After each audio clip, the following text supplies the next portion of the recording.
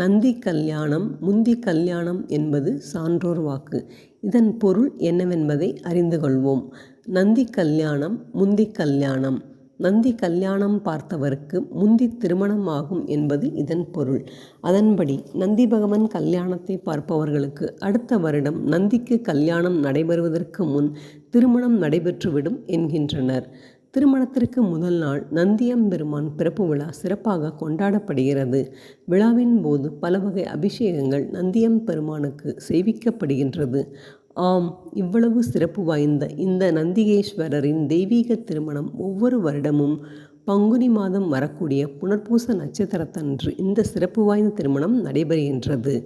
திருமணத்திற்கான மணமகன் பிரதோஷ நாயகரான நந்தியம்பெருமான், மணமகள் வசிஷ்ட முனிவரின் பேத்தியும் வியாக்கிரபாத முனிவரின் மகளுமான சுயசாம்பிகை. இவர்களது திருமணம் அரியலூர் மாவட்டம் திருமலபாடி திரு சுந்தராம்பிகை சமேத வைத்தியநாத சுவாமி திருக்கோவிலில் இந்த திருமணம் வருடா வருடம் நடைபெறுகின்றது.